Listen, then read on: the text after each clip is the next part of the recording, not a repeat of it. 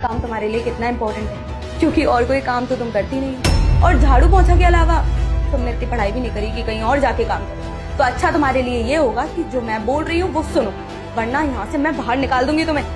जी माँ। हाँ ठीक है, निकलो यहाँ से। बेटा मैंने आपको कितनी बार समझाया, ऐसे नहीं खाते ना। आओ। कमला, कमला जल्दी आ, काम है मुझे एक तुझसे। बेबी आपको गेम पसंद आ रही है? हाँ। सुनती क्यों नहीं है यार ये? कमला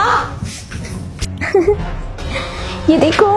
कमला क्या है ये सब? बेटा उठो जल्दी, इधर आओ।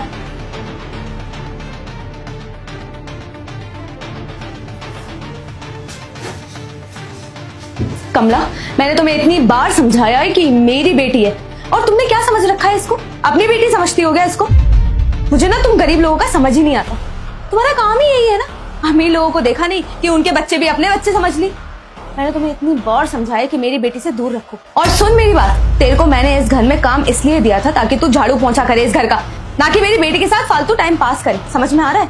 अरे तुम जैसे लोगों को ऐसे समझ में कहाँ आती है? मुझे तो ऐसा लगता है कि तेरे को ना इस काम से निकलना ही पड़ेगा, तभी समझ में आएगी तेरे को। और तू मेरी बात सुन, तू जो ये फोन से इसको गेम खिलवा रही है, तुझे पता है मैंने ये फोन तेरे को क्यों दिलवाया था? मैंने ये फोन तेरे को इसलिए दिलवाया था ताकि तू मुझे बता सके कि मेरी बेटी कब क्या कर रही है।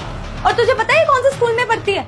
बहुत महंगे स्कूल में पढ़ती है। और तू क्या चाहती है? ये पढ़ाई लिखाई ना करे, तेरे जैसे गरीब बन जाए, और ताकि ये घर घर जाके घरों का काम करे।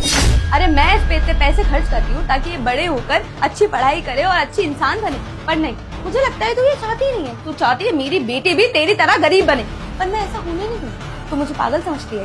मेरे को सब समझ में आता है कि तुम जैसे लोग क्या चाहते हैं, और ये काम मैं बिल्कुल नहीं होने दूंगी। मेरी बात सुन, मैं तुझसे आखिरी बार बोल रही हूँ, इस घर में अगर काम करना है तो मैं जो बोलूंगी वैसा ही होगा। मेरी बेटी के साथ फालतू टाइम पास करने की जरूरत नहीं है। समझ में आ रही है तेरे को?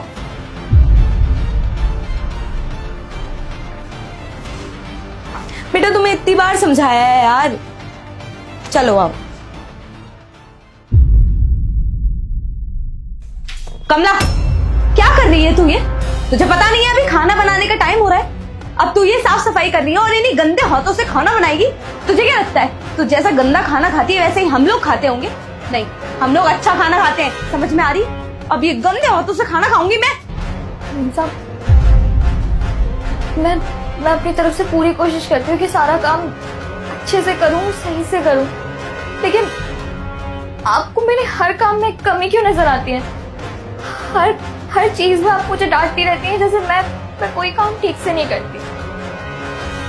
अगर आपको इतनी तकलीफ है मेरे काम से तो मैं छोड़ देती हूँ काम। मैं काम ही नहीं करूंगी यहाँ पर, मुझे माफ कर दीजिए। रुको कमला, तुम्हें जाने की कोई जरूरत नहीं है। क्या चल रहा है रजिता घर के अंदर? पूरे घर को तुमने सर पे उठा रखा है। हाँ? अरे तुम कब आए?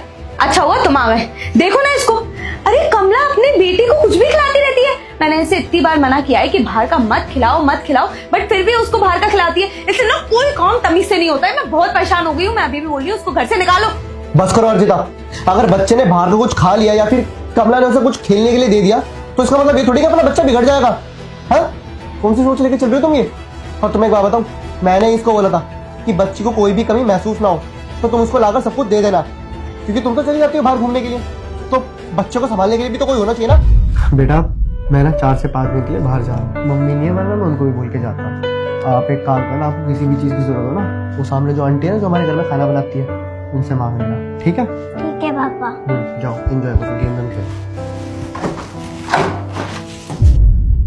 कमला सुनो, तुम्हें कहीं जाने की जरूरत नहीं है, तुम यहीं पे ही काम करो। ठीक है? तो बेवकूफ है, इसकी बातों में मत आया करो। तुम अपना काम करो, ठीक है? इसके बाद खाना बनाएंगे। और तुम बाहर आओ।